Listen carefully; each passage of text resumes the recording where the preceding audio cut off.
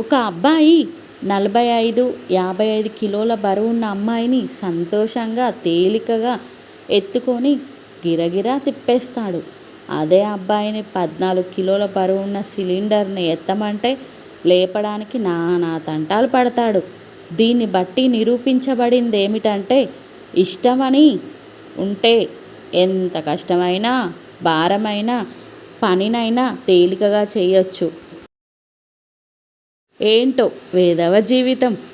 జీతం పెంచమంటే అసలు నువ్వేం పని చేస్తున్నావని అడుగుతారు.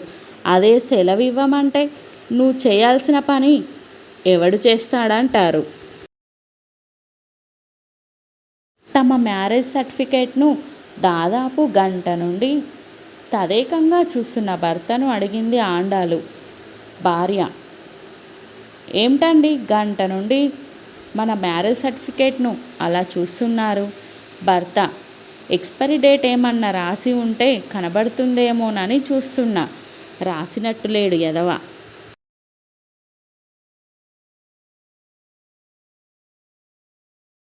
అబ్బాయి: నేను నీకు నచ్చానా చెప్పు.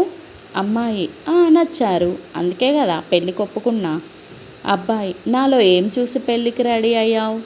అమ్మాయి: 2-3 సార్లు బాల్కనీలో బట్టలు ఉతుకుతుంటే చూసా.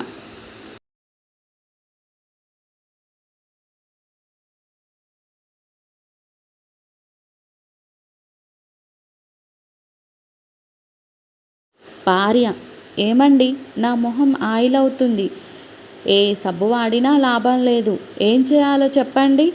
భర్త: అయితే విమ్ బార్ వాడు, దాగి ఉన్న జిడ్డు మరకలను కూడా తొలగిస్తుంది కదా. ప్రేమకి దోమకి క్యాస్ట్ ఫీలింగ్ ఉండదు.